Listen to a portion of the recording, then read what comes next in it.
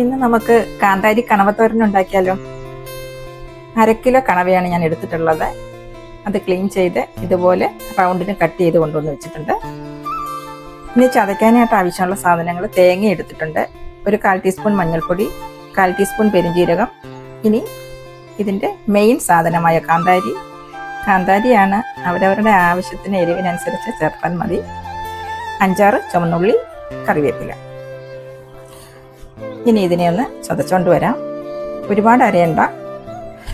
Pan വെച്ച് കൊടുക്കാം. Stove ഓണാക്കി പാൻ ചൂടായി വന്നിട്ടുണ്ട്. ഇനി അല്പം വെളിച്ചെണ്ണ ഒഴിച്ചു കൊടുക്കാം. ഇനി അല്പം കടുകിട്ട് കൊടുക്കാം. കടുകൊന്ന് പൊട്ടി വന്നതിന് ശേഷം കൊച്ചുള്ളിയും, ഒരു കഷ്ണം ഇഞ്ചിയും, 2-3 അല്ലി വെളുത്തുള്ളിയും കൂടെ ചതച്ചിട്ട് അതും കൂടി ഇട്ടത് വഴറ്റാം. കണവ കൂടി ഇട്ട് കൊടുക്കാം. ഒരു 1/4 ടീസ്പൂൺ മഞ്ഞൾപ്പൊടി കൂടി കൊടുക്കാം. ആവശ്യത്തിന് ഉപ്പും കൂടി ഇടാം. വെള്ളം ഒഴിക്കേണ്ട ആവശ്യമൊന്നുമില്ല. ഇതിൽ നിന്നുള്ള വെള്ളം തന്നെ മതി വേവാൻ. ഇനി ഒന്ന് അടച്ചു വെച്ച് കൊടുക്കാം. 2-3 മിനിറ്റ് ആവിയിലൊന്ന് വെന്ത് വരട്ടെ. നമുക്ക് ഈ അരച്ചതും കൂടി ഇട്ടു.